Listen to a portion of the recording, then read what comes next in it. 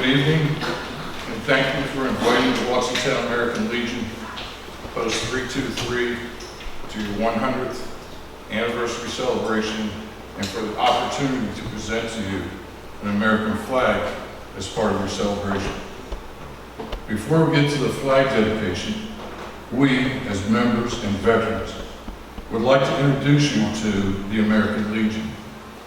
In doing so, I yield to Barry Buck, Post Adjutant and Home Association Financial Officer, to give you a brief presentation. Adjutant Buck. Thank you. Good evening. When I was younger, I think my memory walked away, so I'm going to have to read.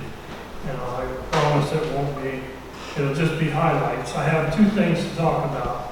How the Legion was formed, and I would like to explain the emblem of the American Legion as far as the different parts of it. So,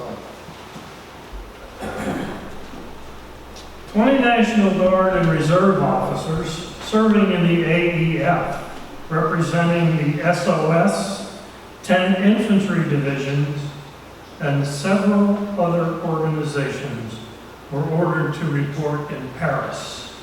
Included in this number were Lieutenant Colonel Theodore Roosevelt Jr. of the 1st Division, Lieutenant Colonel Franklin D'Allier of the SOS, and Lieutenant Colonel Eric Fisher Wood of the 88th Division. All of these officers have since told me that when they left their divisions, they were distinctively permeated with the desire to form a veterans organization of some comprehensive kind.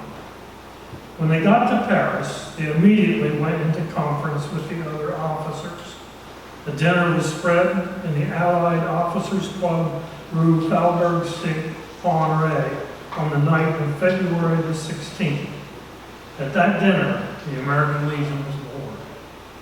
The organization was formed on March 15, 1919 in Paris, France, by 1,000 officers and men of the American Expeditionary Forces, and it was chartered on September 16, 1919 by the United States Congress.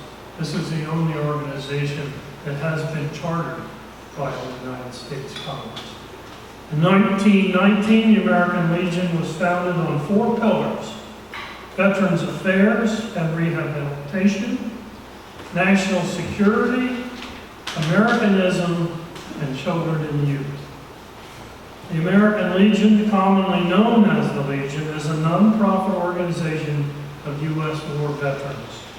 It is made up of state, U.S. territory, overseas departments, and these are in turn made up of local posts, of which we are one of the locals. There are nearly 2 million members of the American Legion, making it the nation's largest wartime veterans service organization. The American Legion has more than 12,000 posts in communities throughout the United States. In addition to posts in every state, the American Legion has posts in the District of Columbia, France, Mexico, Puerto Rico, and the Philippines. And I'd like to just briefly read some of the accomplishments on that. One of the major accomplishments is 1944. President Franklin Delano Roosevelt signed into law the original GI Bill, or Servicemen's Readjustment Act, ushering in monumental changes in U.S. society. 6 months earlier, the American Legion wrote the first draft of what would later become the GI Bill of Rights, considered the American Legion's single greatest legislative achievement.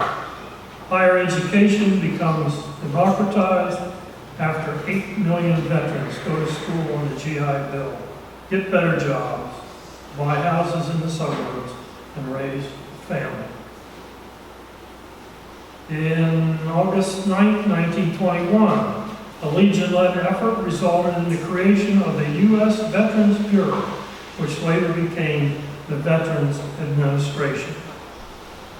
The American Legion donated $1 million to the Vietnam Veterans Memorial Fund for construction of the wall in Washington, becoming the largest single contributor to the project. Legion Baseball was formed in 1925 during an American Legion South Dakota Department State Convention. By 1926, Legion Baseball posts in 15 states developed. Today, the program registers more than 5,400 teams in all 50 states. In 1938, the American Legion National High School Oratorical Program, a constitutional speech contest that presented participants with an academic speaker. And since 1919, the American Legion Post has sponsored more than 2,500 scouting units across the country. And additionally, they honor an Eagle Scout of the Year with a $10,000 scholarship. Now, I would like to just briefly explain what the American Legion emblem stands for. The rays of the sun. The rays of the sun form the background of the emblem and suggest the Legion's principles will dispel the darkness of violence and evil. The wreath forms the center, a loving memory of those brave comrades who gave their lives in the service of the United States, that liberty might endure. The outer rings of the larger of the two outer rings signifies the rehabilitation of our sick and disabled comrades. The smaller red inside ring denotes the welfare of America's children. And the staff of the U.S., the star, victory symbol of World War I, symbolizes honor, glory, and consistency. The letters U.S. leave no doubt as to the brightest star in the Legion's constellation. The inner rings, the smaller of the two inner rings set upon the star, represent service to our community, state, and nation. The larger outer ring pledges loyalty to Americanism. And finally, the words American Legion tie the ring together for truth, remembrance, consistency, loyalty, honor, service, veterans affairs and rehabilitation, children and youth, national security, and Americanism. And by the way, you can't run around with this on the back of your shirt on a motorcycle because it is not to be disrespected. Thank you very much for your time. Commander? I call forth Loretta Mavis. Detail, Captain.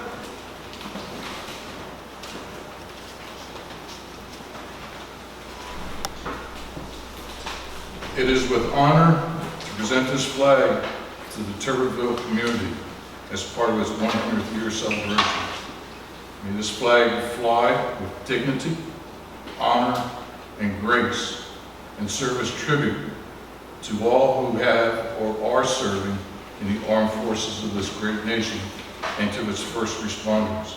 Without segregation or discrimination, may it forever fly as a symbol of our freedoms and liberties of and for the people of this great nation, past, present, and future. I present to you. Would you please stand? Detail, present arm. Yoga arm.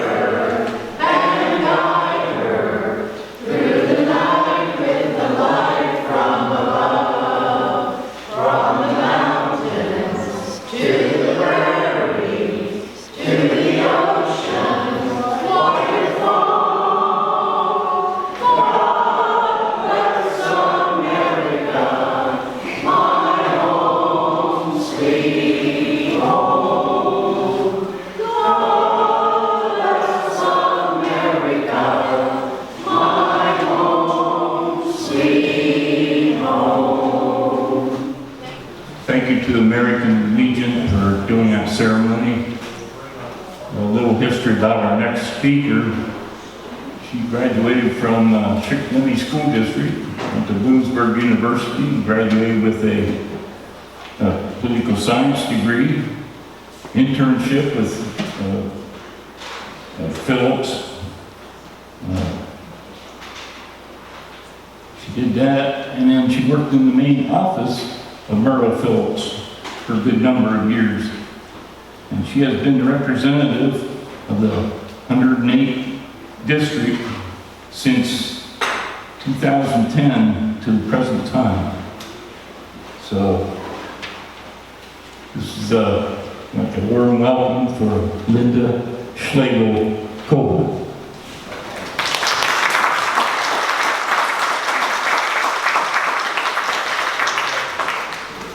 Good evening. Can everybody hear me okay? It's such an honor to be here this evening. I thought I'd start off by telling you, because you mentioned Merle Phillips, when I took over after he left me his speech book. So I always take it with me when I'm going to places I knew were really special to him. So I thought it appropriate to put my speech in his speech book tonight because this building and this community had meant so much to him. So it is such an honor to be with you this evening. It's Carnival Week, even though the weather did not cooperate today. It's okay. One day of rain will not spoil the whole week. And to celebrate the 100th birthday of this building, it's such a special place. And I want to start by thanking the Watsontown American Legion for being here tonight, for opening the program, and for presenting the flag in honor of this birthday. If you heard what they had said, I didn't realize all that symbolism. Of course, if they're still in the room, I would like a copy of that. But they support the Boy Scouts of America, if you heard that, and they give a scholarship to Eagle Scouts. Today, in the state capitol, we had over 100 Boy Scouts come to the capitol to present the report to the Commonwealth. And in the report, I believe, I think I'm going to tax my memory here, I think it was 51,000 youth are involved in the Boy Scouts in the Commonwealth, and over 23,000 adult volunteers supporting that mission. So we had 100 Boy Scouts running around our capital today, and they did a great show for the area, so I just thought that would be an interesting little fact for you to know. But the American Legion is an organization that is always there for their community. And they are always in service to something greater than themselves. So I thank them for being here tonight. As far as the committee that put this together, I know it has taken months and months and months because nothing like this comes together easily. And I want them to be commended for their time and efforts in putting together this celebration. And everybody who does the carnival every year. As you know, you guys have the best fish sandwiches out there. And I'm a little partial, I think, to your hot sausage sandwiches that are out there. They're a little hotter than they are everywhere else, so I'm a little partial to that. But I always remember this building. I was awestruck the first time I came in here. And it's just a really special feeling when you enter this particular room. And of all the wonderful things about this building, because there are many, my very favorite is the windows, specifically in the two front offices there. But the windows in this building just really open up what happens here. So I used to imagine when I come up here, you imagine this room being filled with people all dressed up and, peering in the windows, and after a show or something, seeing adults speaking with each other and little kids running around. So that's what I always imagined of this building. So speaking here tonight is pretty special for me. And I'll tell you a little story about being in this room a little later. But celebrations like this make us look back over the years and make us curious about its history.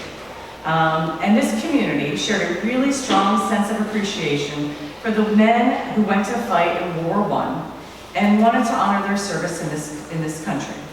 So a committee of 8 was formed that included some of the same veterans that served in World War I. Funds were raised, and in less than 6 months, this building was built and was in use in 1922. That's, in my mind, nothing short of a miracle. I'm fairly certain that most of you here tonight were not around in 1922 for the first event, but there might be 1 or 2 of you in here. So if you are, raise your hand. Otherwise, I didn't want to preclude that somebody wouldn't be here. But as we begin to appreciate the birthday, let me set the stage for about 100 years ago looked like. Much like today, folks living back then were beginning life again after the Spanish flu of 1918. So I know that everyone in this room can identify a little bit about what they must have been feeling and that feeling of rebirth or rebuilding. I'm wearing a mask tonight because I was with our dear senator on Saturday night outside, but he has come down with COVID and I'm being extra cautious with everybody. Feeling great, but you never know. So I'm sort of laughing when I was talking about how they felt during the Spanish flu years. Here we are. I heard a story because somebody read that I was speaking here, and they said that one of their loved ones was over World War I, but never got to fight because they were quarantined because of the Spanish flu. So think about that. It's very much like what we're going through today. But in 1922, Betty White was born. Construction of the Yankee Stadium was underway. The Lincoln Memorial was dedicated. Reader's Digest was created. Anybody in this room still reading that today? I am. Eggs were 35 cents a dozen. Far, far from what they are today. A loaf of bread or a pound of bread was 5 cents. And the Turbotville Community Hall was built in 6 months. So I read, I believe it was in the Daily Item, that the residents of this community wanted something long-lasting that would honor the soldiers of this community and this country. I believe they accomplished that when they set out to achieve it. Not only is this building still standing, but it includes some of the original light fixtures, the pressed tin ceilings, and the wood floors. Now that is true craftsmanship. Not to mention the simple elegance of this building and the nice layout and design of it. When I read the quote in the paper from Betsy Watts, which she said she did not want me to mention her name in the speech, but you'll learn later why I had to, she told about the auditorium's perfect acoustics. And it took me back to a time when I worked for Representative Merle Phillips, and I would do outreach work here in this building. I started off in the right office first, and then they moved me over to the left office. I was here once a month. And almost every time I was here, I only think he missed twice with me, and it was for years I was coming up here. Jim Chamberlain, if anybody remembers Jim, would come in and visit me. And those of you who knew him will appreciate the story. He brought me in here the one day and had me sing a few notes, which if anybody knows me, I'm definitely not a singer. Had me do some speeches, and he would make me echo him because he wanted me to hear the perfect acoustics of this particular room. And he would take me on tours of the building, showing me what had been accomplished and what still needed to be done. And if you know him, he was laying the groundwork of, we're gonna need some funding to do these projects. So every time I come up, he would do that. He would also update me what was going on in the borough. And in true Jim fashion, he would tell me what I needed to do, either to be better, do my job better, or represent this community better. So he was a great teacher for me. I did greatly enjoy my time with him, and I am sure he would have loved this celebration this particular week. So in the mid-1990s, it was apparent that the building needed some more attention.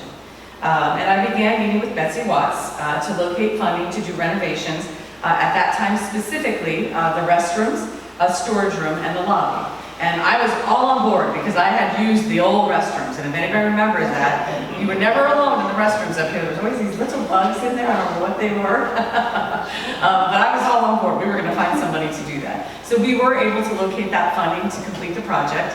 And to the committee's credit, to today, you still see improvements going on in this building. And I think that's to keep the memory alive of all those servicemen that fought in this community for World War I, but also because this building is a vital part of this community. For 100 years, this building has been in service to the Turbotville community and the entire surrounding area. And it's that connection that keeps this community vibrant and strong. This building has allowed you to support one another, create connections that allows you to share ideas that have led to positive change in this area. The building has been a place where people can learn and express their positive, creative sides. Over the years, this building has been used for many things, and I couldn't list them all. I actually was able to search back to 1940s, and some of the same things you're still doing today, or have done in the past couple of years. But it's been used for classrooms, cafeteria, graduations, including kindergarten graduations, kindergarten orientation, blood drives, voting. I still, every time I come up to do the polls, I still come here first. It's an old habit. Holiday dinners and events, craft shows, meeting places for different civic clubs, used as a place of worship, just to name a few of the things that I was able to find. But I am confident that there will be many more things going on in this building over the next 100 years. It's my belief that this building has fulfilled the intent that they did when they built this building. This building fosters the physical and social well-being of this community. And it is important for us that we keep the building in working order for generations to come, for many different reasons.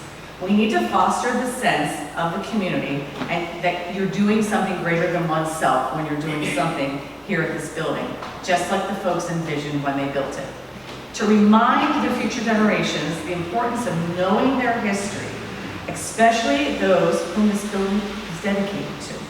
The 33 men who served are listed on a bronze plaque in this building.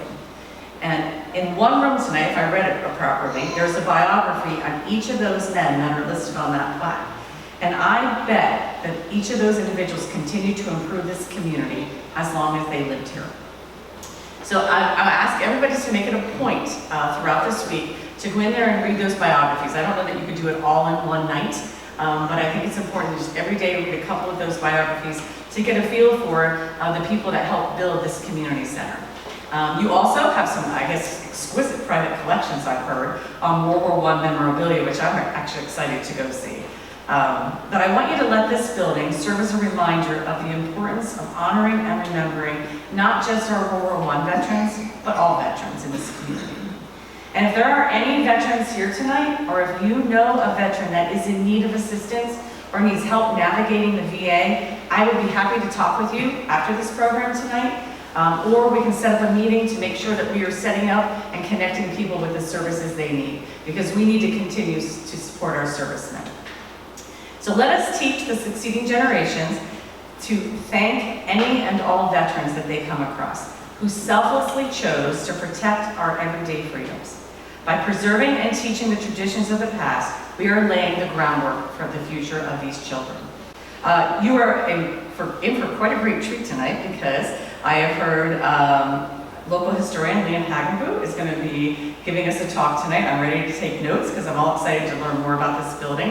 I heard a little riff of the band that's going to be playing tonight. I hear we're up against the clock with them as well, but I'm excited to listen to them a little bit. But I want to thank everybody for being here tonight, including me in your celebration, and never ever forget to honor those that have given their lives in service to our country, because our collective identity is rooted in their sacrifice, and let us never forget that. Thank you for including me, and I look forward to a great night.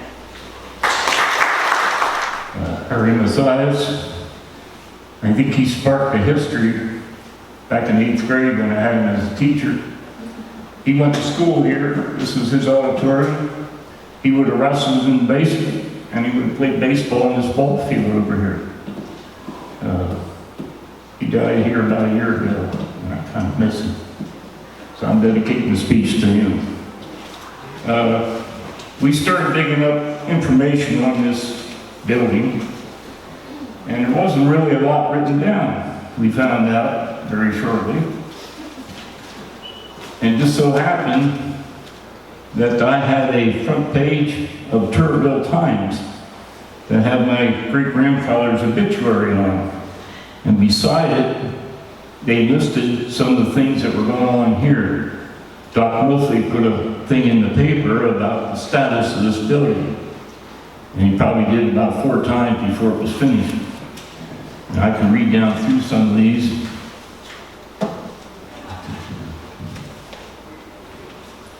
So get organized here, things got shuffled around.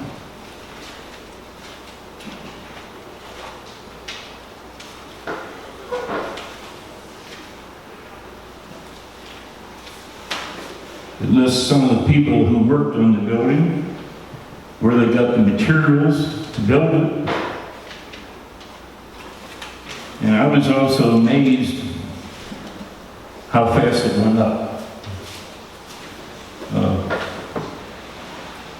You have to bear with me here. I'm getting older, my eyesight's getting a little bad, like the one person on the military. He said he couldn't see very good either, so.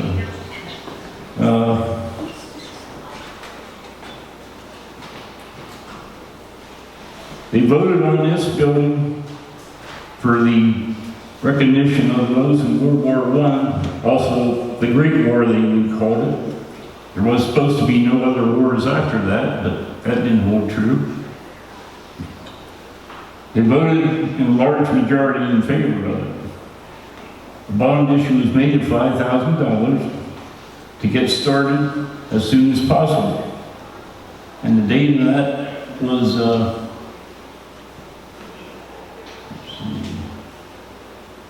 November 12th, 1919. April of 1922, ground was broken for the community hall. Work to be started soon. October 19th, it has in the Milton newspaper, the hall nearing completion. It's only been 6 months and they have it nearly completed.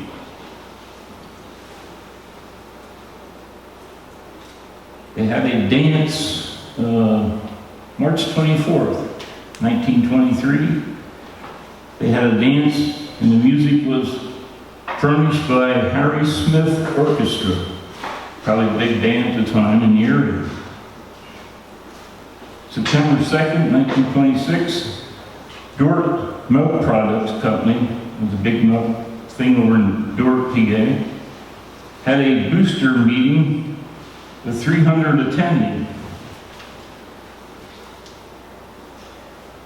Okay, on June 7th, 1928, they had a baccalaureate sermon for the graduating class of 1928.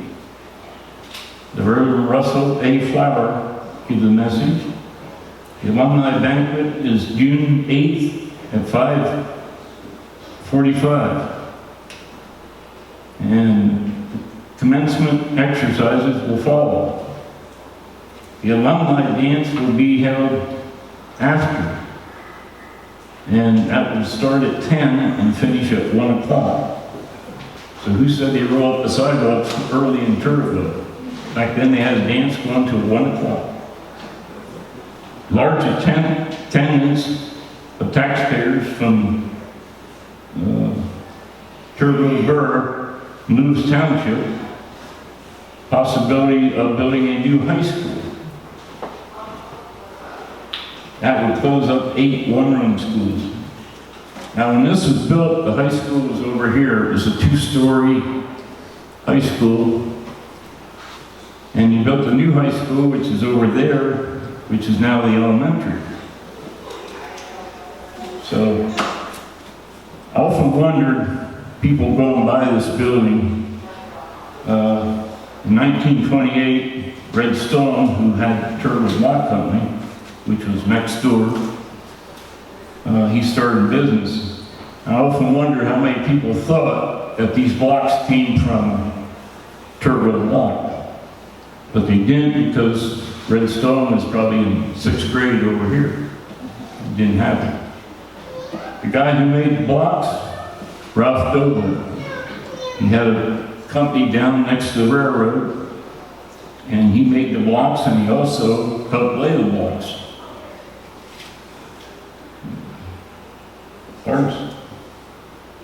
Turbotville Borough received 3.5 acres of land and community hall from the school board. So at one time, the school board actually owned this, and they give it back to Turbotville Borough.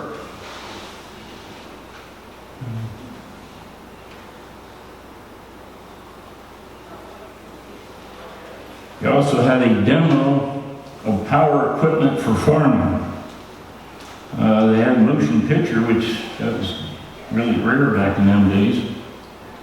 And the guy who put it on was S.V. Mangus, who eventually would be a teacher at Roy Run. Now comes a real funny one here. They had the firemen put on a womanless wedding.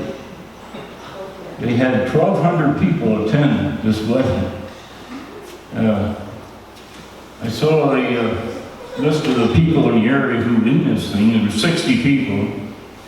And some of them, I jotted down, I knew most of them. Esley Mangus, Skylar Deal, James Faust, Charles Lapp, Cyril Mangus, Reverend Russell A. Flower, Hunter Watts, Raymond Kiefer, Sam McCollum, Harold Martin, and they realized the profit after they were only going to run it 2 nights, but people wanted to see it again, so they had a demand performance on a Saturday night. So they had 3 nights, and the gross income was $147.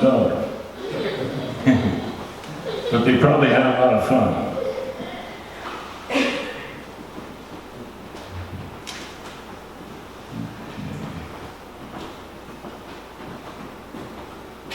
June 20th, 1945, a free movie could be seen with the purchase of a war bond. The movie was Caught in the Draft, starring Bob Hope, Dorothy Moore, and Eddie Bracken. The guy who sponsored this was George Youngman, who was the president of the bank down there at the time.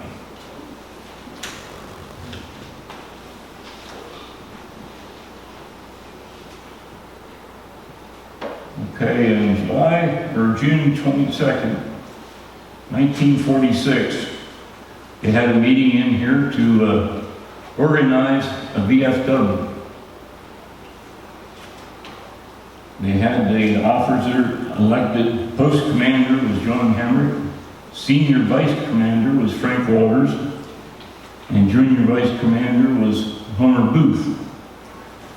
Now, I was talking to Bud Smith one time, and he was telling me that they come back from the war. This has been the Second World War, and they wanted to start a VFW.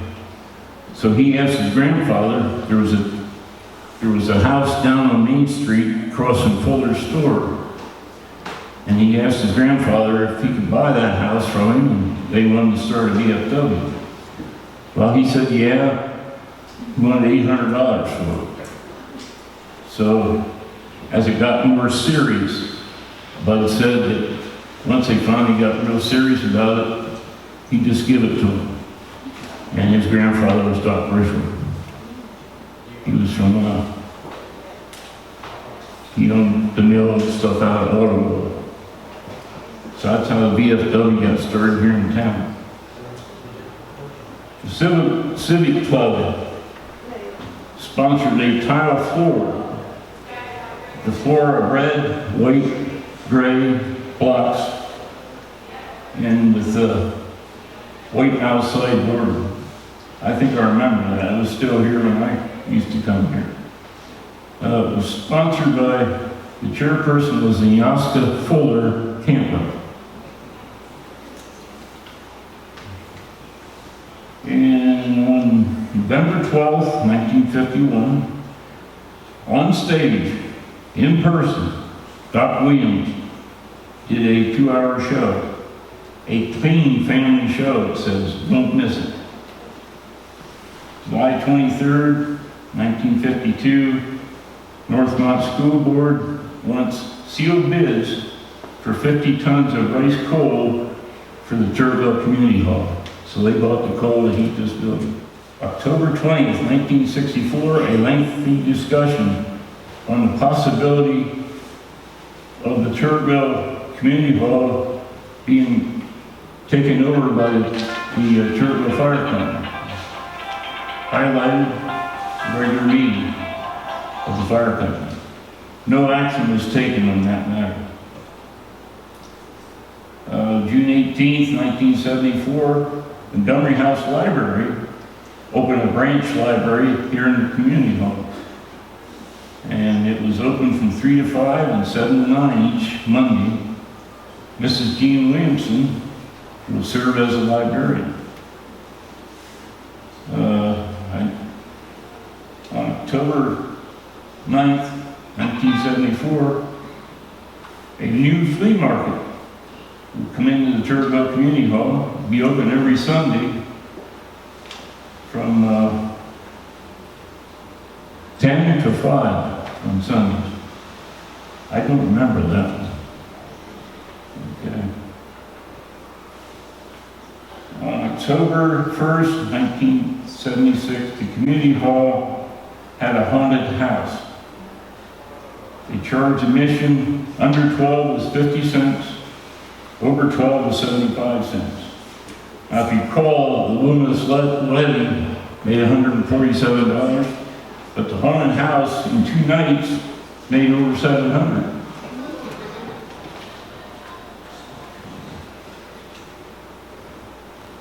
And February 24th, 1989, there was a slide presentation by Frank Stoll about King Tut, sponsored by the Civic Club. In March 24th, 1995, there was 27 attended the meeting, and the group of people that will go by name of Turbotville Community Hall Restoration Task Force. Sue Rising will be the temporary president. Next meeting will be April 18th. That's when they're having meetings to try to get funds to refurbish this building.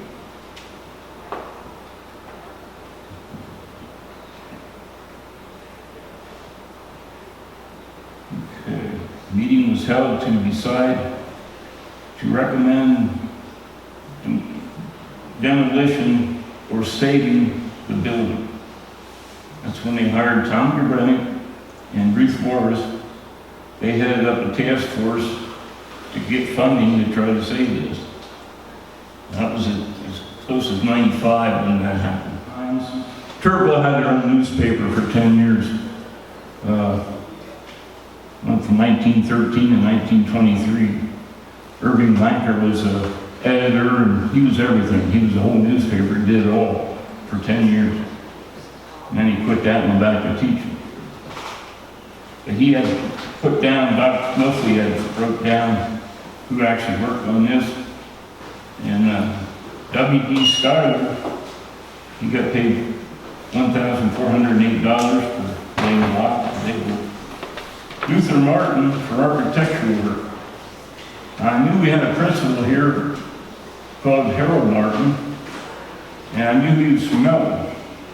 And Luther Martin was from Melton too, but I didn't know if it was his father or who it was. So I called Barb Zettelberger up, and she called Harold's son, who confirmed that Luther Martin was Harold's uncle.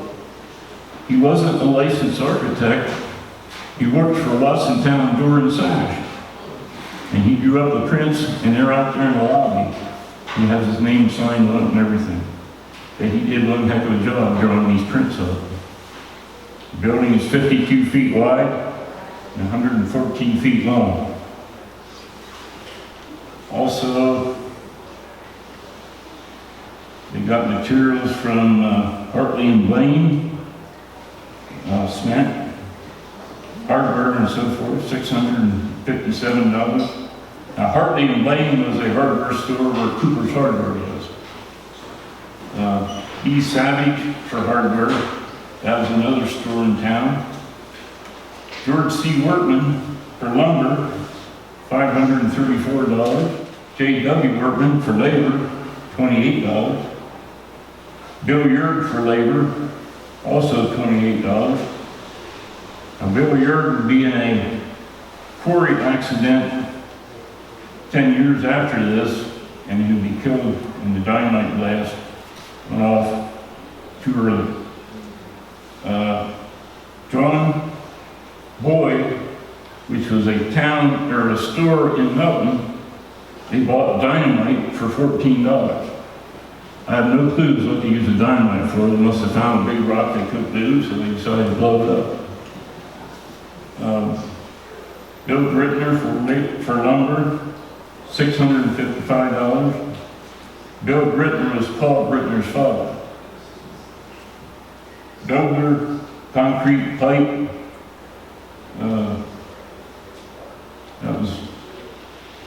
$1,177. That was for blocks and work.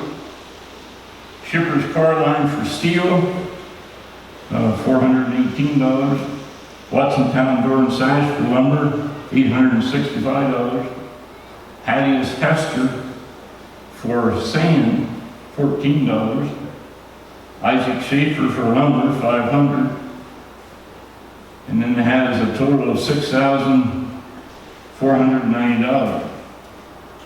Bills on paid to date, Elmer Winters for masonry work, $421.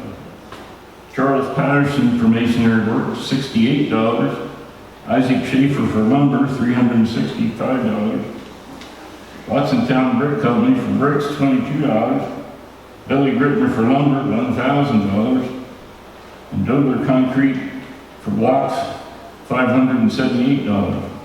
That comes to a total of $2,456. This report shows the deficit at present, date of 24/97, and calculating $400 donated for the roof. Okay, the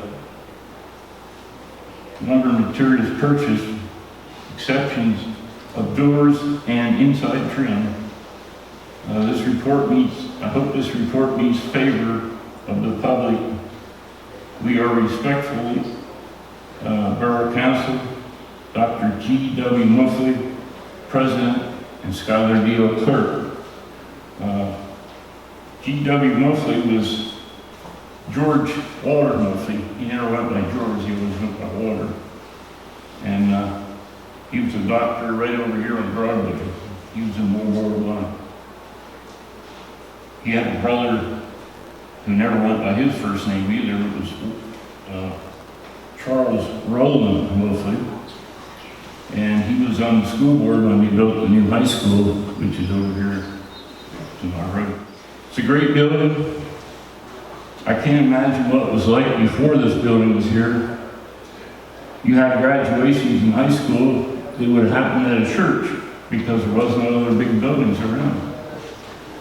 From 1922 to 1957, all the graduations in the area was here. After 57, Warrior Run School District had their big auditorium over there, and then everything moved over there. But this was a hub of the community for that long. I can remember back in 1962, I was in 5th grade. I had Miss Morgan as a teacher, who later would become Mrs. Wilbur Shaw. But they did a play on the stage, 5th grade play was on the stage. And if I remember right, it's called The Pink Elephant. And I had a part in it, but I don't know what I did, probably not very much. I know I didn't speak, I can tell you that. And this was our auditorium, and the basement was our cafeteria. Cafeteria time, we would walk across the street, win the side door, and down, eat dinner in the back out. And like I said, this was the auditorium for our elementary. So, that's pretty much all I have. Thank you for coming. I hope you learned some history.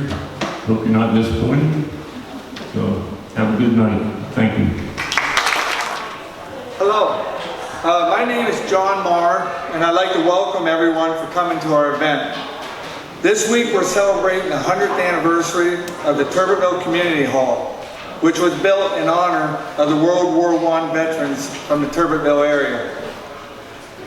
As you walk through the front doors this evening, you may have noticed the plaque on the right-hand side of the wall. That plaque are the names of the soldiers that served during the Great War from our area. Tonight, we're going to tell you the stories of some of the veterans that are listed and a few other stories of the veterans that are not listed. 100 years have passed and many of the men's stories have been forgotten. This may be one of the last times that their stories will be told in this hall. But they should not be forgotten because they all answered the call when America went to war.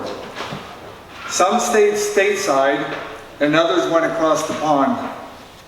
When the veterans could write home, they did not discuss the war due to censorship. They would simply write, "When I get home, then I will tell you about the war." Most, when coming home, settled back into civilian life and raised their families and continued on.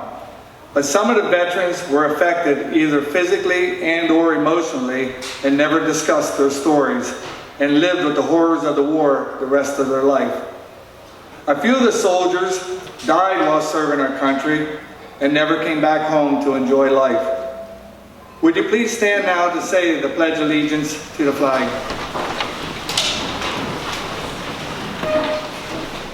I pledge allegiance to the flag of the United States of America and to the republic for which it stands, one nation, under God, indivisible, with liberty and justice for all.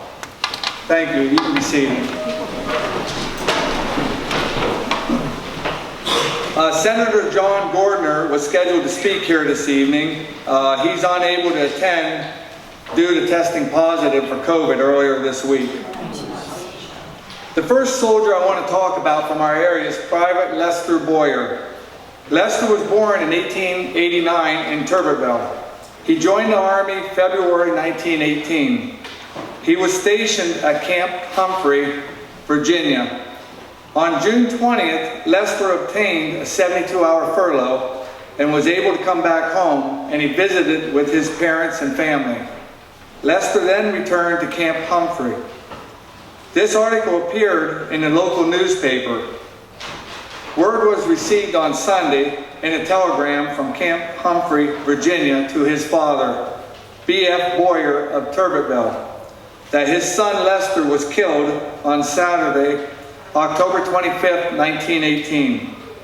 He is the first youth from Turbotville or vicinity to give his life in the service. The body of Lester Boyer was brought home November 14th, 1918. That was 3 days after the armistice. And he will be interred in the Turbotville Cemetery. Mr. Boyer was in the engineering corps. On Memorial Day, June 6, 1919, a year later, the Legion fired a salute over the grave of Lester Boyer. He is the only World War soldier in the Turbotville Cemetery who paid the supreme sacrifice and the bugler sounded taps. Lester is one of the 2 soldiers that is listed on the plaque in the hallway that died in the service. The second soldier I'd like to talk about is Corporal Earl Moore. Earl was born in 1894 at Schuyler. It's a few miles down the road. He was a farmer and lived in Anthony Township when he joined the Army in February 1918. Earl sailed overseas from New Jersey March 28, 1918. He served in the 314th Infantry. Earl was involved with 3 major battles. A newspaper headline read, "Pershing's Heroes, Washington, November 7, 1918. The following casualties are reported by the commanding general of the American Expeditionary Forces. Killed in action, 111. Died of accident or other causes, 3. Died of disease, 252. Wounded, degree undetermined, 111. Missing in action, 63, total 540. Listed among the casualties was Earl's name. Corporal Earl Moore, Company K, 314th Infantry, 79th Division, who died September 28, 1918, while in France. Earl died of wounds received in action. He is buried in the Paradise Cemetery, Turbot Township. He was 24 years old. Earl is the second of the 2 soldiers listed on the plaque that died while in service. My home, sweet home, God bless America, land that I love. Stand beside her and guide her through the night with the light from above.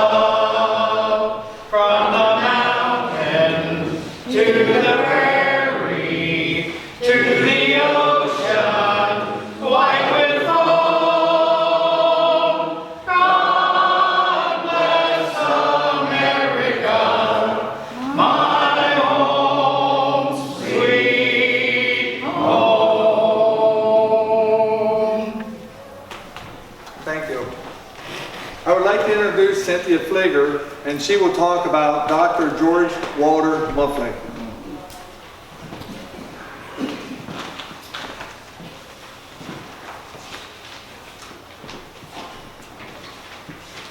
This is about Dr. George Walter Muffley.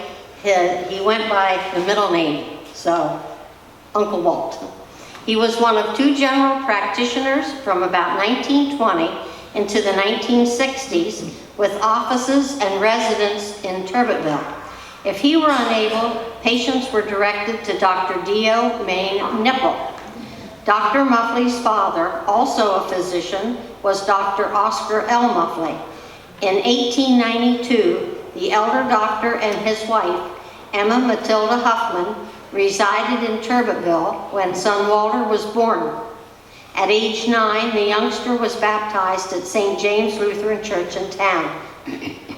Our subject was enrolled in public school, Turbotville High, and Bucknell University.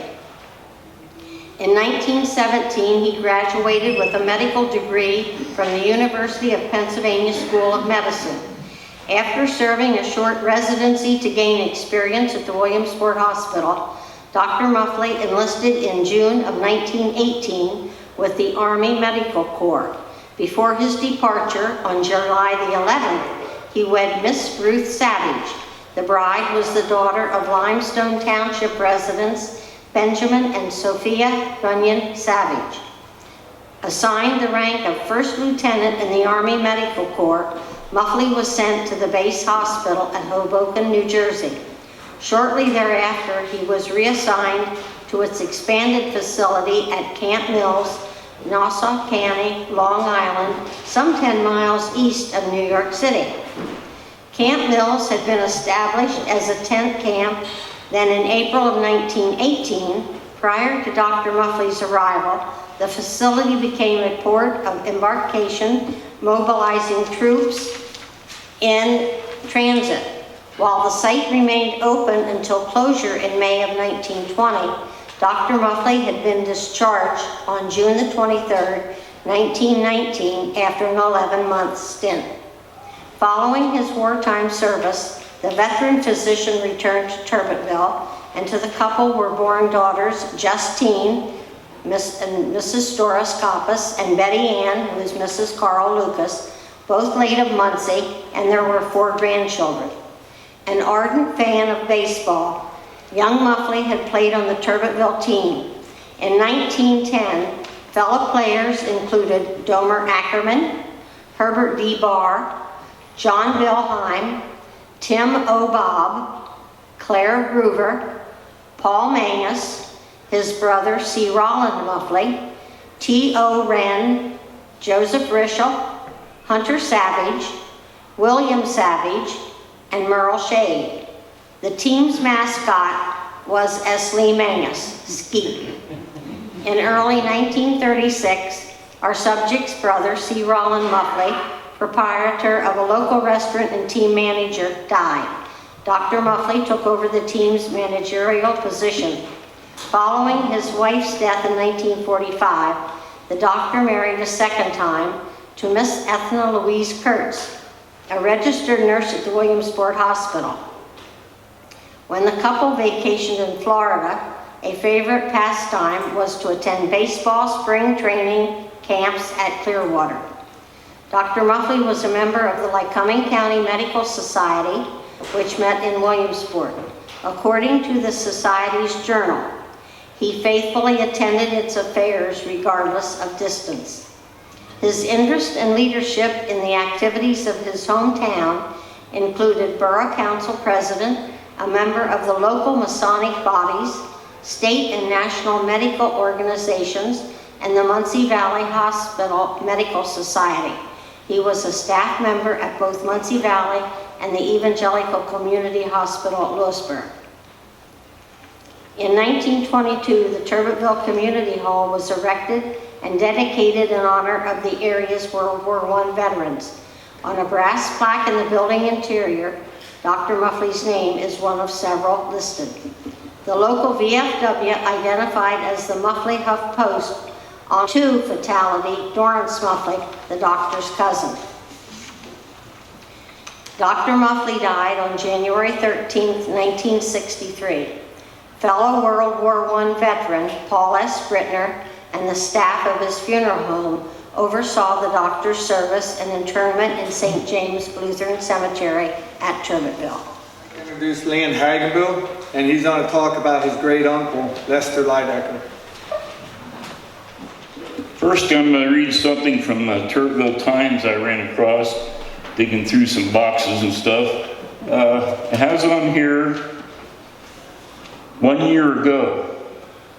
It says 1 year ago, September 19th, Cap Shade, Ralph Dobler, Raymond Miller, Alvin Moser left for Fort Meade. These were the first from this area to leave to go to camp. And I look to the left over here and it has on Paul Brittner and Wilbur Shell entered freshman class at Bucknell on Wednesday. After October 1st, they will take military training. I thought that was rather interesting. I want to talk about my great uncle Lester Lydecker. He grew up about a mile from McCunesville on Enderline Road. He had 3 brothers and 2 sisters.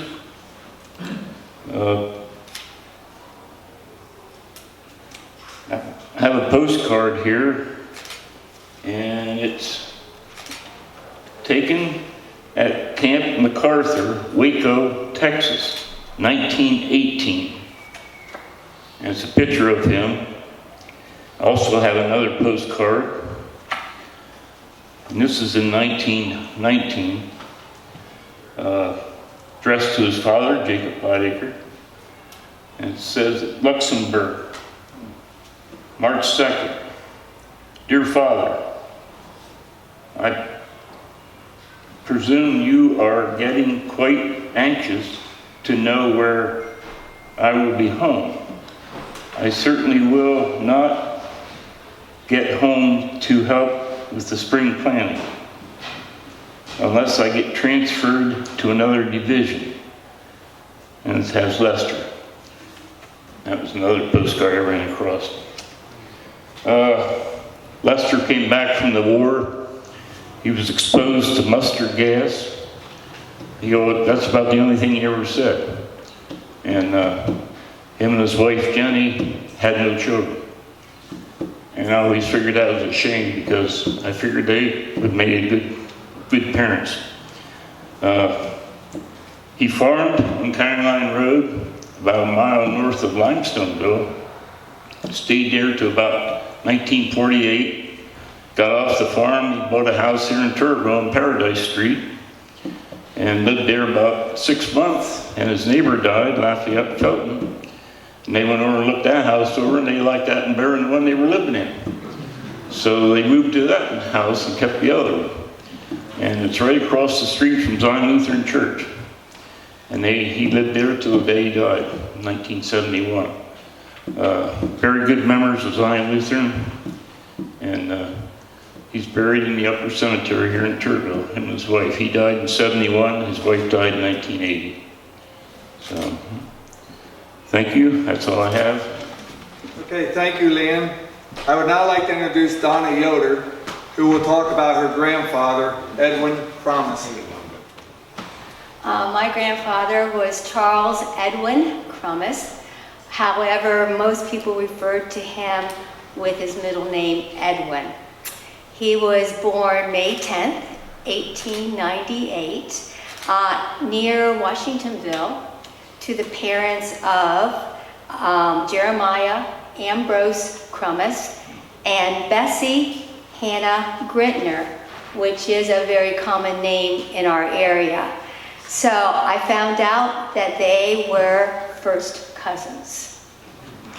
My grandfather and Paul Grittner, who was the town undertaker, had many close relationships, friendship-wise and so forth. Edwin graduated, my grandfather, from Turbotville High School. He then went to Penn State, enrolled there, and his major was agriculture. And he also participated in what would be called today an ROTC service student training. Although my grandfather was never deployed, never injured, he did and never served overseas. He was stationed at Fort Augusta, Georgia, and honorably discharged from the Army on November 28, 1918. He returned to the Washingtonville area where he was born, and he became the friendly mailman for over 30 years. He also found time to use that Penn State education to become a farmer. And he also was a cabinet maker, and some of the family have some of his things that he has made. According to all accounts, he was involved as a very important civic leader. He was a lay president of the borough council of his church, the Brotherhood, Sunday school teacher at St. James Lutheran Church. My grandfather was also known to host many luncheons, picnics, breakfasts at his little barn, which was located on a lot of land that he owned. It was empty, but it was directly across from the church. So he always was known for his good cooking and also organizing great fun times. My grandfather enjoyed hosting these. He was known as the accomplished cook. He was a devoted husband to Edith Hall Crummis, who was a true Harrisburg urbanite. She was an RN, and he swept her off her feet and brought her back to rural Washingtonville area. Believe it or not, she became a very adapted rural resident. She became the feather plucker of all ringneck pheasants that were hunted by our family. Edwin was also a loving father to my mother, Jane Crummis Faust, and Robert. Unfortunately, I was the only grandchild he met. He passed away at only 51 years old from leukemia, and that was only a month after I was born. His whole intention was to build me the best play yard in town. And although it never happened, he left us with something else. He began our 4-generational family legacy of Penn State graduates. And he documented and showed his love for his country and community. He was a proud example of the great generation of our World War I veterans. Let us never forget these inspirational warriors who fought to protect our homeland and the freedoms we thankfully enjoy and cherish today. Let us always remember our children and our grandchildren and give them the stories and the background of these wonderful veterans that fought and sacrificed so much. Thank you, Donna. Next, I'd like to talk about Captain John Reynolds, United States Navy, retired. John was born in 1894 at Turbotville. When he was a boy, he ran away from home and went to sea. During the World War, he was engaged in the convoy service in the North Atlantic Ocean. Captain John Reynolds was a local hero and even a national hero, which very few in this room probably know about. On September 1939, large headlines read in the newspapers all across the country: Skipper, native of Turbotville, PA, saves 55 at sea. Captain John Reynolds, World War veteran brought his freighter, Collinsworth, into port at Philadelphia yesterday. Captain Reynolds told of the destruction of the British aircraft carrier Courageous, which was torpedoed by a German submarine in the North Sea. Captain Reynolds went on by saying, on the evening of September 17th, we sighted a group of naval vessels 7 miles ahead. Suddenly, the largest was in trouble. A cloud of smoke rose from her, and at once she developed a tremendous list. At 6:25 p.m., I ordered full speed ahead, but she sank in 7 minutes. We arrived at 6:55, 30 minutes later, and got as close as we could to the wreckage of litter and struggling men. We launched 2 lifeboats with a minimum crew of 5 each. Darkness was falling fast. Men in the water kept crying, "For God's sakes, hurry. We can't hold out much longer." It was horrible to hear them. One boat returned at 7:30 with 38 survivors. Some so seriously hurt, we lifted them with the boat over the side. All were suffering shock. Some were naked, having taken off their clothes before jumping into the ice-cold water. An hour later, the second boat returned with 17. At 9:30, a British destroyer came up and signaled she would take aboard the survivors. The transfer was made in her boats. John died in 1964 in North Carolina, and he's buried in Florida.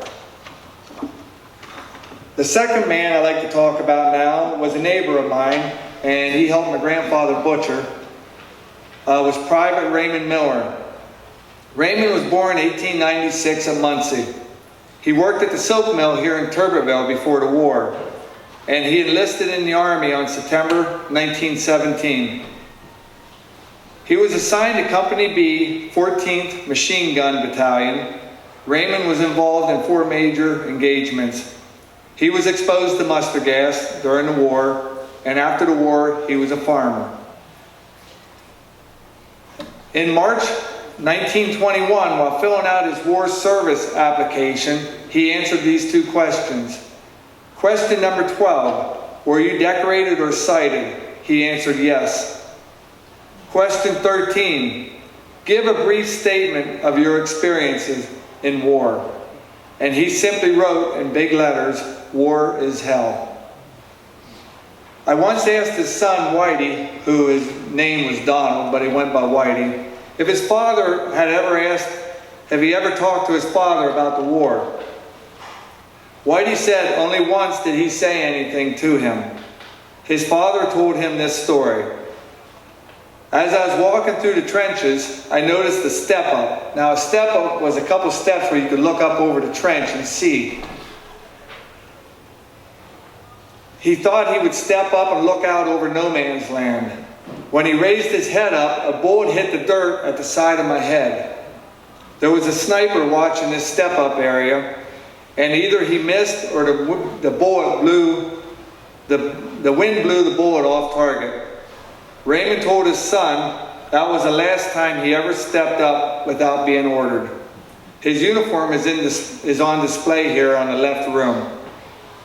Raymond died February 1965 and is buried at Twin Hills Cemetery at Montoursville. I would like now to introduce Carl Bieber, who will talk about his uncle, Wilbur Bieber.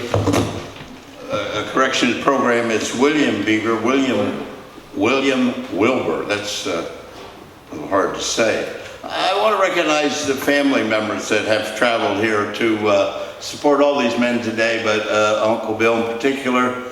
You guys stand? If you're related to William Bieber, there's probably some of you here that I don't know, so please let's get acquainted. I'm going to call him Uncle Bill. It's much easier, and that's what I did for a long time. I was born the 6th child of Stephen Peter and Hannah Rebecca Lockard Bieber, 1896 in Northumberland County. that way, I think, up there in the Muncie Hills somewhere. At age 21, he enlisted for service in World War II, was inducted into the military at Milton, and did basic training at Fort Meade, Maryland. I want to say something about being inducted in. Those of you that have been know that you raise your hand and you say that you will support the President and the Constitution of the United States and the officers in charge. And when they say and said to those men of World War I, go over out of the trench and face the enemy, they went. Uncle Bill's was called up under the Selective Service Act of 1917. He, along with everyone else in the military, you get a special number, and that's what you're known by. I know mine from way back. I got mine in 1956. It's maybe the only thing I remembered that long. But anyway, Uncle Bill's serial number was 1781795. So mine was 4883761. And I dare say that every military man and lady here today could probably give theirs. Uncle Bill's unit received 6 weeks training stateside and the final 6 weeks in France. The 314th Division set sail from Hoboken, New Jersey, July 8th, 1918. Interesting enough, aboard a captured German luxury ship that was retrofitted and became a troop ship and renamed the Leviathan. We're here tonight to honor 33 men of the American Expeditionary Force. It's right to do so. Absolutely right to do so. Here's my source. Romans 13:7 says, and it reminds us to give honor to whom honor is due. And honors due these men as it is all men and ladies who have served. Abraham Lincoln said at Gettysburg, "The world will little note nor long remain delightful to walk a child through there and see the memorabilia." I believe that all red-blooded Americans will remember, and I don't know about you, but my blood's red. I believe yours is too. We will know we cared, and we took time to say thank you. When his American troops arrived, General John J. Blackjack Pershing, that was his nickname, I doubt if any of his troops ever referred to him that way, he saluted the French commander and said, "Lafayette, we're here." That would go all the way back to the Revolutionary War. The United States is paying France a debt. The American Expeditionary Force was approximately 600,000 to 1 million people, depending on what you read and what they include. There were 4 divisions. Uncle Bill was in the 79th Division. He was assigned to the 314th Infantry. It's about 15,000 men. Company M, part of the time, and the supply company part of the time also. About 200 men in a company. Their motto was fortitude and courage. Their nickname, you may well know this, every American soldier was called a doughboy. Now there's about 38 different, that's an exaggeration, ideas of where that originated, so I'll let you figure that one out. I don't know where it originated, from somewhere. The 314th Division actively engaged the enemy in a hard-fought battle and victory at Meuse-Argonne from late September to November. The armistice was signed, and you perhaps remember, at the 11th hour on the 11th day of November 1918. The influx of fresh American troops made the difference. Uncle Bill received a minor shrapnel wound on October 3rd. And in 1934, he applied for some compensation apparently and was awarded $10 a month for X number of months, 20 months, I guess that would be, until he got $200. And also it was part of the bonus bill. World War I veterans were promised a bonus, which became very controversial. I won't go into all that. That would be another history lesson. But for every day overseas, they were promised $1.50. Every day stateside, $1. And it took quite a while to get that, but I assume he got it along with others. Uncle Bill related for that portion of his service, He was a supply wagon driver. I'm referring to the portion that he was assigned to the supply company. That's the only direct comment we have of Uncle Bill. He told another cousin who lived with him for some years that at one point he drove a team of horses pulling a supply wagon. The Battle of Meuse-Argonne was 47 days of intense fighting. The 314th spent time on the front line. After a while, they were pulled back for relief and then ordered back to the front lines in the final offensive. Now, when pulled back, they would be in those trenches back there with lots of mud, lots of disease, lots of rats. If you haven't seen the pictures of the rats of the trenches of World War I, you should check those out. I don't know how they made it, but they did. They were Pennsylvanians, okay, that we're talking about tonight. Their losses were more than any other division, 362 men that were killed there from the 314th Division. The war is now over, the surrender, and so now the question that is on the mind of absolutely every military man, woman that's ever lived, and you know what it is. When do we go home? Okay, so there's all the red tape to get home, but they're going to make it home.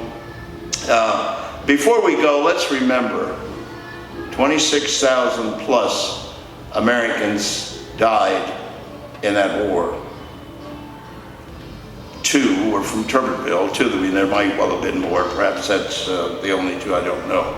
Almost 97,000 wounded, all American young men from the area, as you well know. Uncle Bill and the rest of the 314th Division were shipped home on May the 15th, 1919, after 11 long days at sea. And I would assume they were terribly long to them. Every hour probably seemed like 10. Why? Because we're going home. They're going to see Pennsylvania again. I've been there, done that from, I wasn't in the Army, I was in the Navy. It's always good. I love Muncie. Okay, so they're 11 days crossing the sea, this time on the USS Princess Matoka. They arrived in Hoboken, New Jersey, and were discharged at Camp Dix. Uncle Bill came home to family and friends. He did 2 things. He bought a farm, and he married Mary Ellie Dim from Muncie. The farm was east of Muncie, about 1.5 miles up Blade Run Road. Uncle Bill and Aunt Ellie enjoyed life on their small farm. They lived a simple but contented life. Uncle Bill enjoyed deer hunting, farming, and going to the Dewar livestock auction with my father and others. Aunt Ellie had her garden and her flowers. In 1946, they sold the farm and moved to Useville. Their home was located at 56 Railroad Street. I have the deed with me, and the deed said that he purchased the house for $1 and some considerations. And I've been wondering, what were the considerations? I have no idea, and never will know, I guess. Uncle Bill worked for the Useville Borough for about 10 years before he retired. This member of the American Expeditionary Force and the famed 314th Division, William Willard Bieber, died on June 30, 1978. He was 82. And Ellie preceded Uncle Bill in death. The guns of World War I have been silent for 69 years when he died. Now, one more voice is silent, one more doughboy has laid his weapon down. You and I have only the recorded facts and the memories. We've shared many tonight. We're privileged to have that history now tucked away in our heart and mind. Thank the Lord for the effort of the community of Turbotville to preserve the names for those who follow. It is imperative that they too might know and remember the American Expeditionary Force of World War I, and especially the members from your community, Turbotville.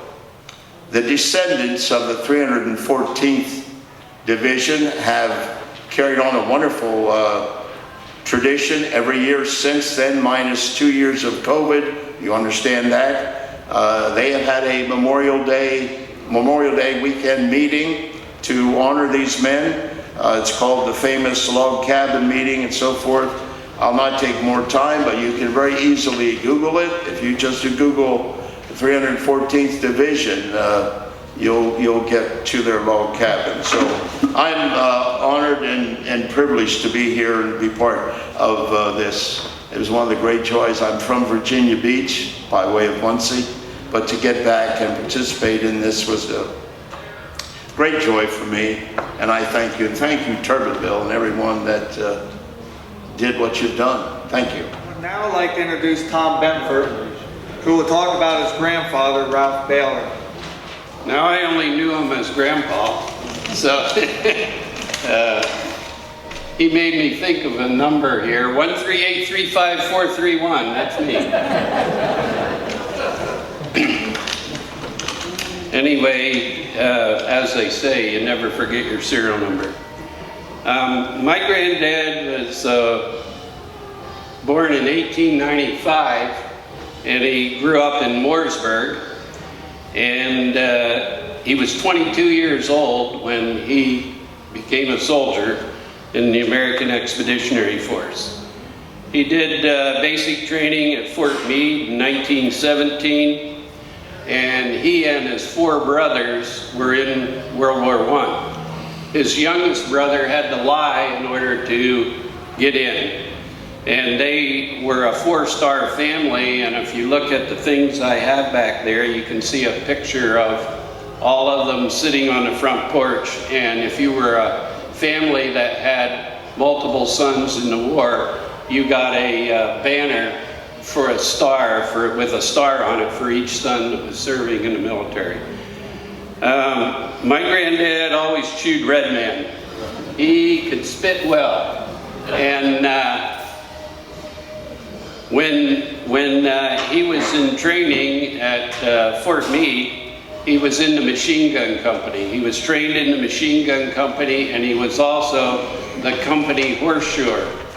For all of their guns that they were moved by horses. And if you ever saw the War Horse movie, you know what that was like.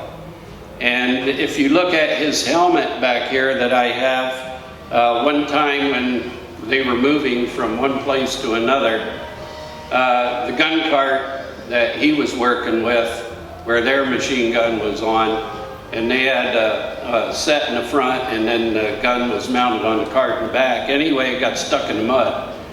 And he had a hold of the wheel, trying to, as others would too, trying to get it out of the mud, and his helmet fell off. And at that time, the cart moved and ran over his helmet. So if you look at his helmet, you'll see a crease in that helmet, and that's when it fell off his head. He was the company horseshoer, and the mules and horses that they had a serial number stamped in the hoof. And one of the things that they had a mule that was, as he called, was an SOB, and would kick like hell. And since he was a horseshoer, that wasn't good. And he got rid of that mule, stole one from another company, and stamped a new hoof number from the mule he got rid of on the hoof of the one he got. And anyway, I'm the only one that was ever told stories by him, and he first told me stories when I was about 14 years old. And he said, "War is hell, it's nothing but mud and blood." And that was his description of it. But he went through and told me stories of all the things back there.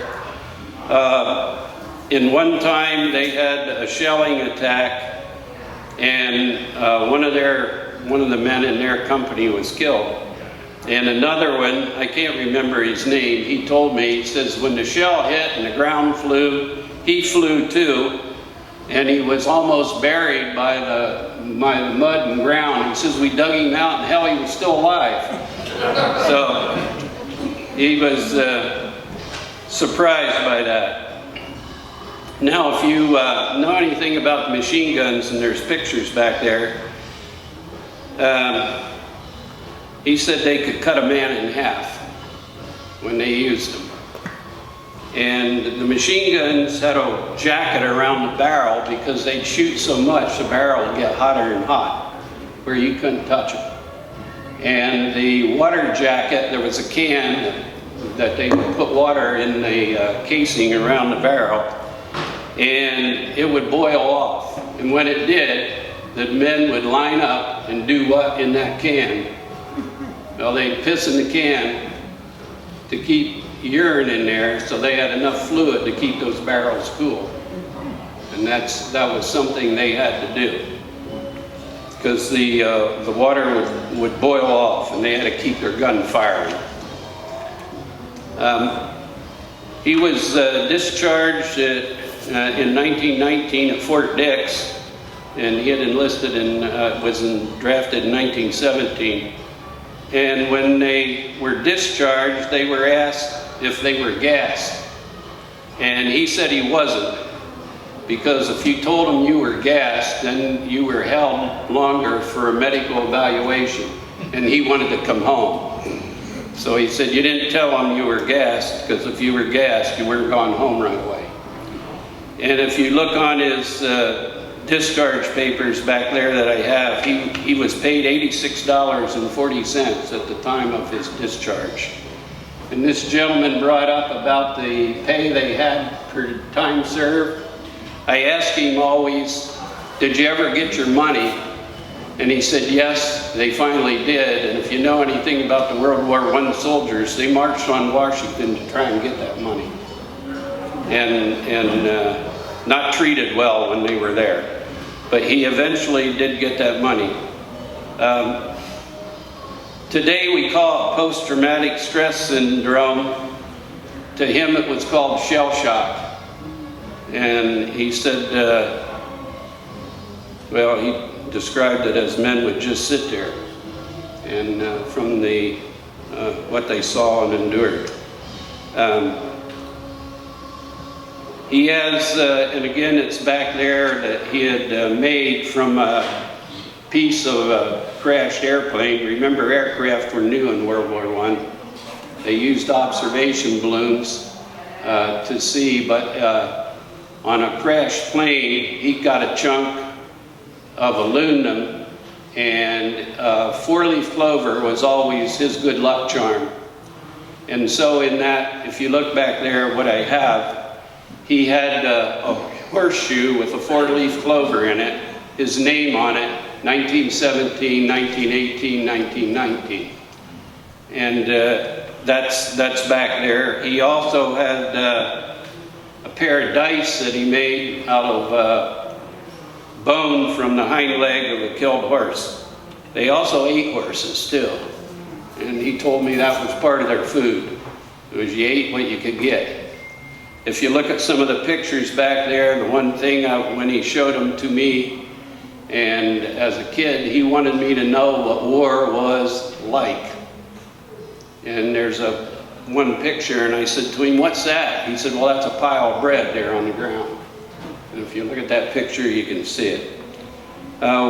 When he came home, since he had been trained in the Army as a horseshoer, as a blacksmith, he started a blacksmith shop in Mooresburg, and he bought all of his tools at Bowie's hardware store in Milton, and I have the bill of sale back there from when he bought all that. And he, of course, bought an anvil and a blower and a forge and different tools, and I have all those at my property to this day.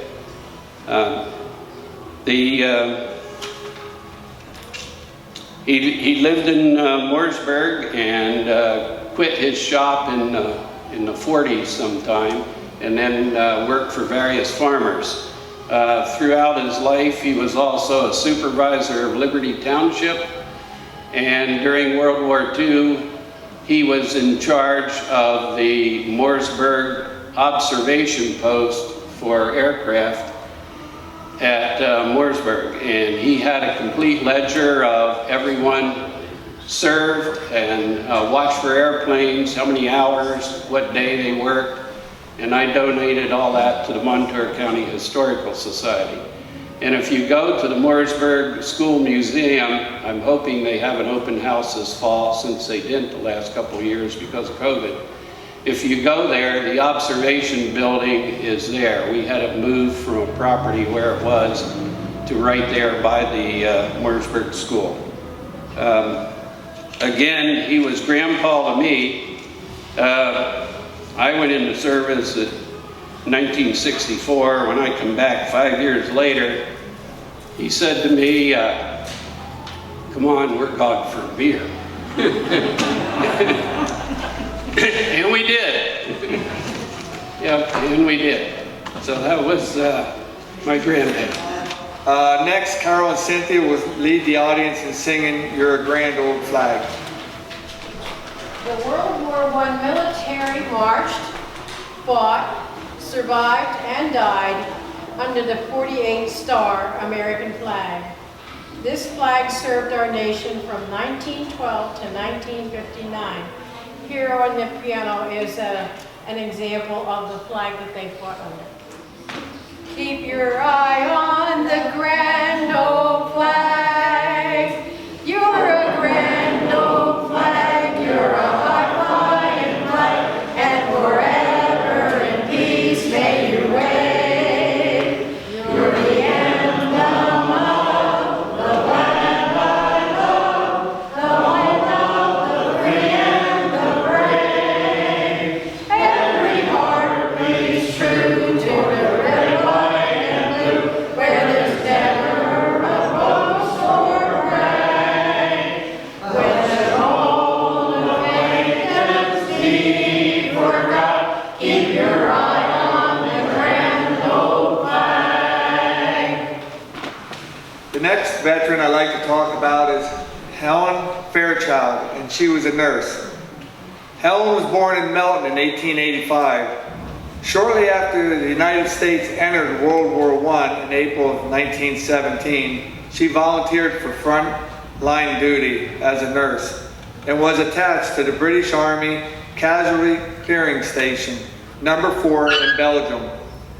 She was exposed to mustard gas, She was exposed to mustard gas, and it is believed that she did not have a gas mask because she had given it to a soldier to use.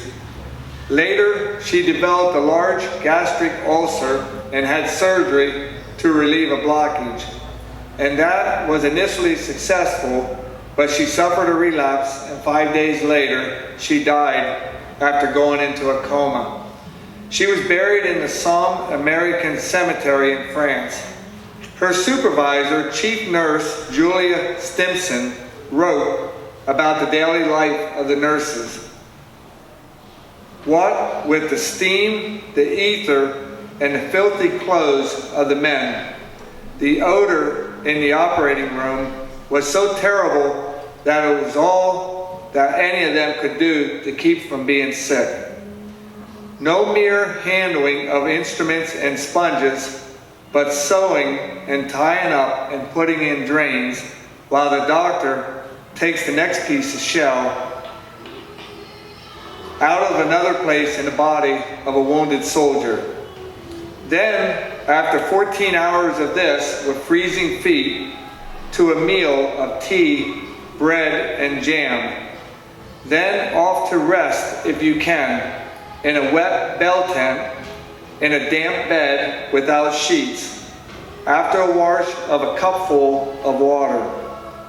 One need never tell me that women can't do as much, stand as much, and be as brave as men. The Watsontown River Bridge is named after Helen Fairchild. It's the Nurse Helen Fairchild Memorial Bridge in honor of her service. The last story I'm going to talk about this evening will be about First Lieutenant Burgess Gibson, MD. Burgess was born in 1888 at Washingtonville. Before the war, he was a doctor at Danville. He joined the Army December 1917. He shipped overseas July 1918. He was a surgeon at the field hospitals on the front lines. On August 9th, 1918, this letter was published by the Danville Morning News. I will read part of his letter that he sent back home. Dear friends, just a few lines to let you know I'm having a very exciting time. I have become accustomed to it somewhat by this time. But of course, when a big one almost gets you, it's not very pleasant. You may think we members of the ambulance company are never in danger. We are never out of range of the big guns when our division is on the front. So you see, you must get accustomed to the noise and forget the danger. You soon are able to even sleep soundly when all hell breaks loose, or all around you. I wish you all could be here some night and see the wonderful sight of bursting shells everywhere. Hear the whistle of the shells and the maddening sound of the big guns. I have been interrupted many times while writing this letter by the wounded or by shells dropping nearby. I wish you could see the boys getting their wounds dressed. I am at the first aid dressing station at the present. They smile and smoke a cigarette while you give them first aid. Thanks to the YMCA, we give them cigarettes and chocolates. And believe me, a man who has been through hell enjoys a cigarette and some chocolate. November 1st, 10 days before the armistice, 1918, Burgess Gibson died from wounds received in action at Mobile Hospital number 6. He was buried in France. Well, this is the end of our program for the evening. I'd like to thank everybody for coming out tonight, and I hope you all enjoyed the evening. I also want to thank those who spoke of their loved ones and reminding us of their service for our country. On your way out, be sure to look at the displays in the hallway and both rooms on the left and right. In the one room, please take time to read the veterans' bios and their stories. If you'd like to make a donation, there is a bottle in the hallway, and all donations will go towards the Turbotville Community Hall. Thank you.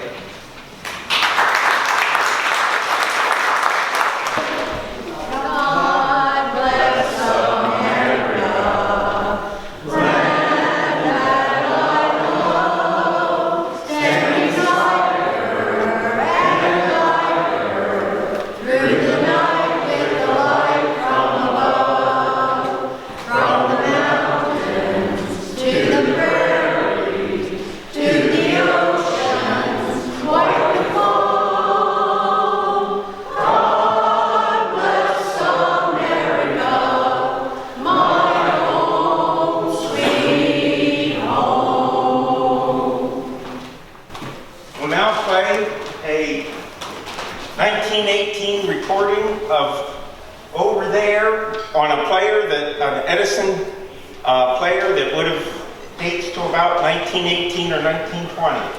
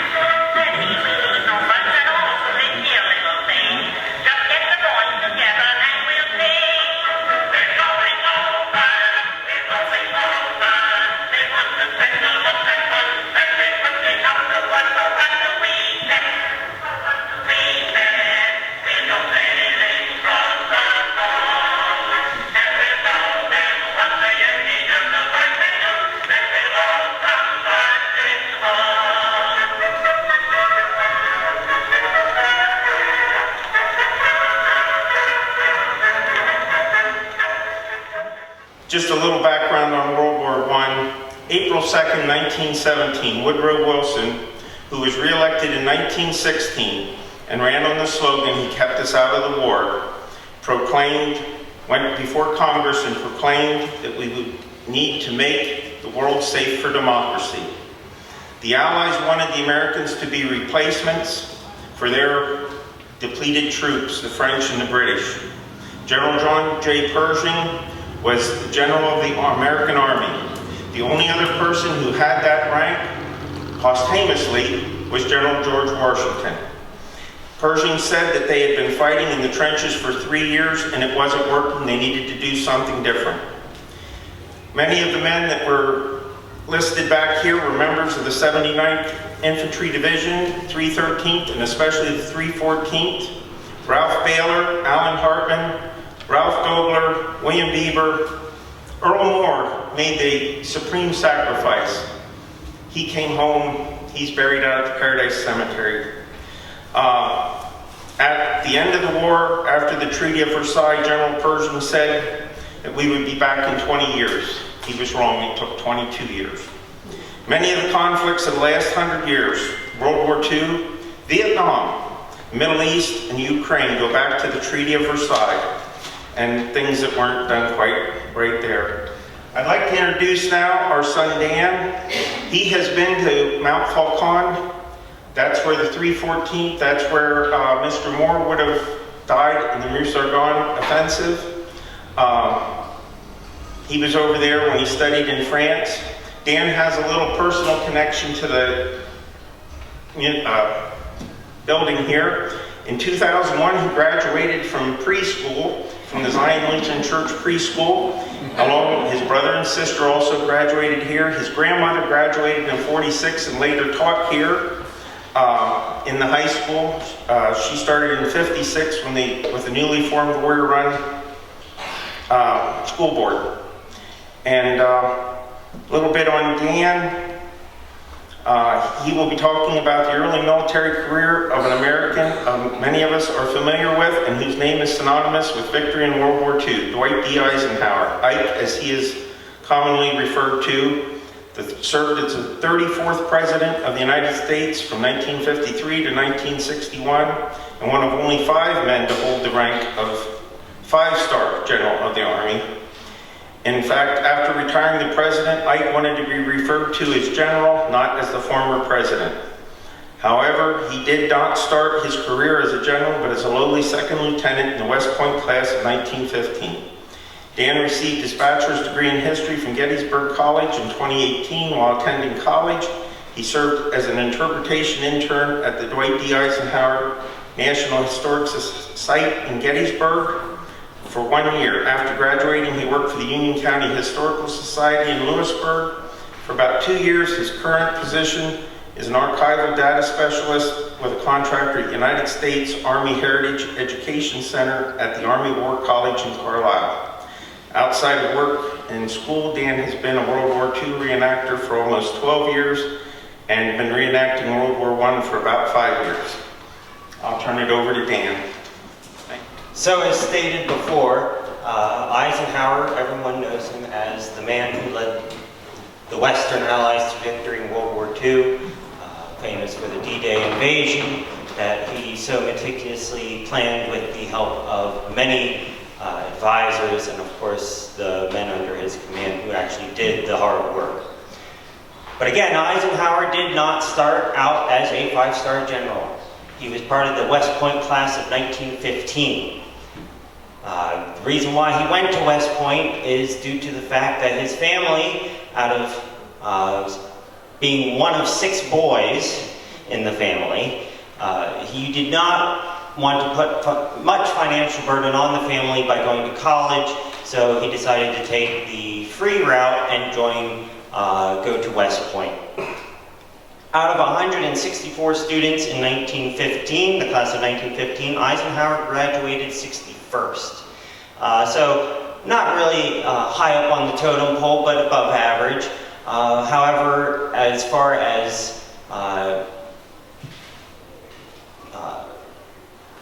not attendance, but his behavior, as we shall say, he graduated 125th. He was a bit of a, I don't want to say jokester, but he was not one for strict military discipline. After graduation, which surprisingly, in 1915, the war in Europe had been going on for about 9 months at this point, no mention was made of the war in Europe. Again, the United States wanted to stay out of the war. We did not want to get involved in something that was a European issue. In 1915, however, the United States, we were sending arms and we were still trading with the Western Allies. The USS Lusitania was sunk by a German U-boat in 1915. And then in 1917, Germany feared that the US would eventually get into the war, so in order to buy time, they sent a telegram to Mexico, commonly known as the Zimmermann telegram or Zimmermann note, in which the Germans attempted to rally the Mexican army and try to get them to invade the United States and take back territories that they had lost over the previous century. Mexico obviously declined because they were going through their own civil war. The United States, however, got wind of this through the British, who had intercepted the message, and the United States was off to war. Dwight Eisenhower, over the course of those few years, in October 1915, while stationed down in Fort Sam Houston, Texas, he met a young woman by the name of Mamie Dowd, who he married about 9 months later on July 1st, 1916. Coincidentally, that same date, he was promoted to first lieutenant, so he got two good things out of that day. But as the war progressed into 1917, Eisenhower was assigned to help train men in combat tactics down in Texas. Part of the 51st Regiment, he did not want to stay in the United States training men. He wanted to get overseas. He was afraid that years down the road, after retirement from the military, that he would go back to West Point class reunions as a lowly captain or major, whereas other men in his class were being sent overseas. He was afraid that he would be stuck at West Point class reunions, a lowly captain or major, amongst colonels and generals. So Eisenhower so desperately fought his own command and the War Department in D.C. at the time to get him a military combat role.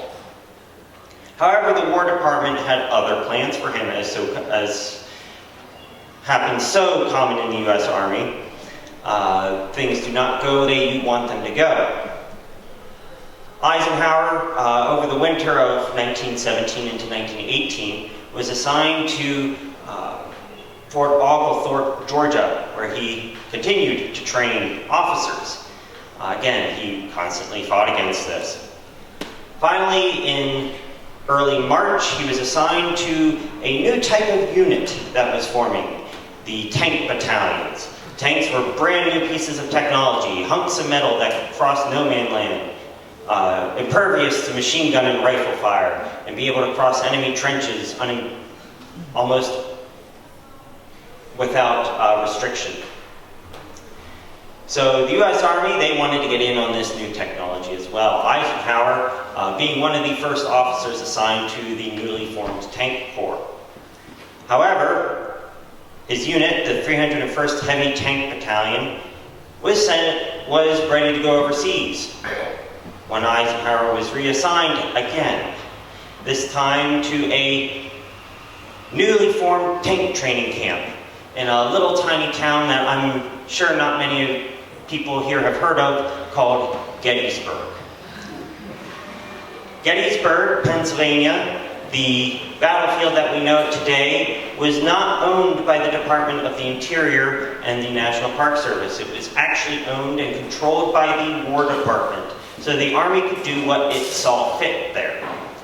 Late March, Eisenhower arrives at Gettysburg. In fact, the main part of the camp would be located right in the middle of Pickett's Charges fields. So if you go there sometime in the future, and as you look across where the Confederates made their famous charge on July 3rd, 1863, instead of seeing blue and gray soldiers, imagine looking across from the copse of trees, imagine seeing tents, military trucks, men training for a different type of war, a more modern war. Eisenhower faced many difficulties while at this camp. Almost immediately after he arrived in early April of 1918, a snowstorm hit, where about 2 feet of snow was dumped over the course of about a day and a half. The men, this was supposed to be more of a summer camp, so they were in tents. So Eisenhower's first big mission was to go around the town of Gettysburg and basically claim a monopoly on all the wood stoves that he could get his hands on. Eisenhower, being a captain at this time, was in charge of about 500 men, but that number would very quickly rise in the coming weeks as more men would be assigned to the camp. Another issue Eisenhower faced at first was that despite being a tank training camp, there were no tanks at the tank training camp called Camp Colt. Despite this, Eisenhower was able to find other things for the men to do. He set up an officer candidate school, he set up a telegraph and telephone operator school, machine gun operators, artillery training, hollowed ground. And Eisenhower was having the men shoot machine guns and artillery into the backside of Little Round Top. So again, if you go to Little and Big Round Top today, and you meander through the trees, you might not find just mini balls. You might also find 30-06 shell casings buried in the dirt.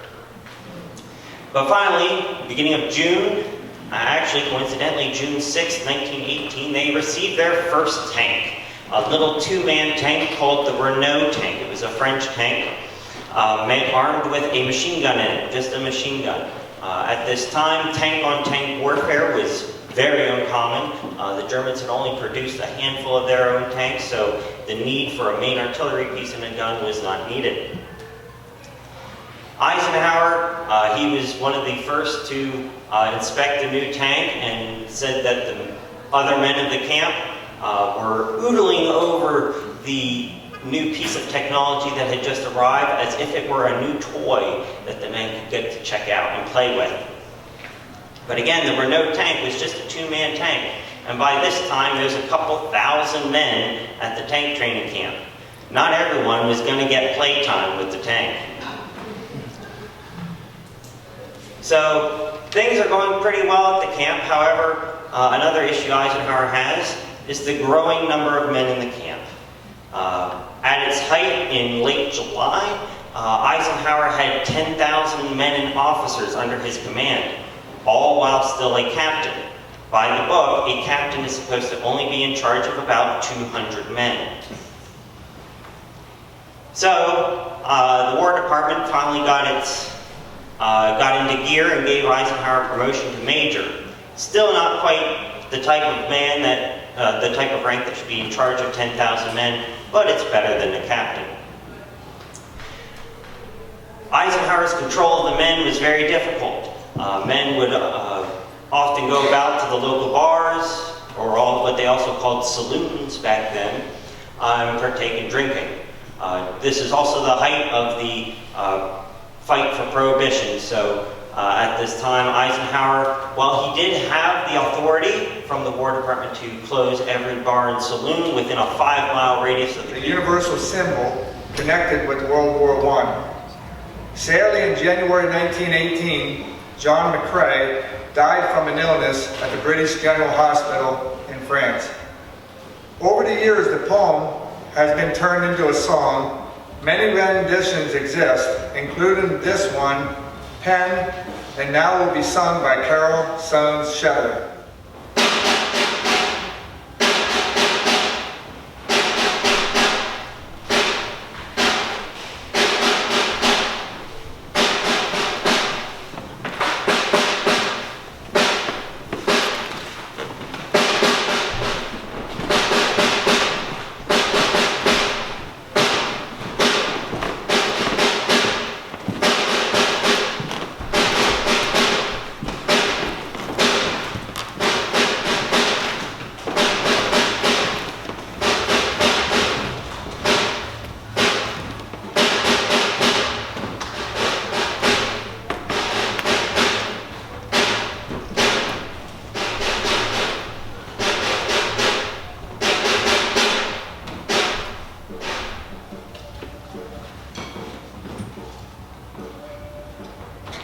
In Flanders fields, the poppies blow between the crosses, row on row, that mark their place, and in the sky, bravely the larks still sing, still fly, scarce heard among the guns below.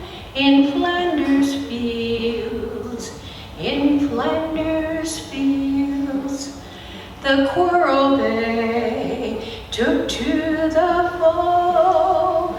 From failing hands to us they throw the torch be ours to hold it high. If we break faith with those who died, they shall not sleep, though poppies blow. In Flanders field, in Flanders field, they are the dead, decades ago. Their hair fell dawn, saw sunset glow, loved and were loved, and now they lie. A century has passed them by. Remember me, we hear them sigh. In Flanders fields, in Flanders fields. I want to thank the Turbotville Boy Scout Troop 622 for participating in our closing ceremony. I also want to thank everyone for coming out tonight. If you haven't already, be sure to stop in the rooms. There's a donation bottle in the hallway if you'd like to make a donation. It all goes towards the Turbotville Community Hall.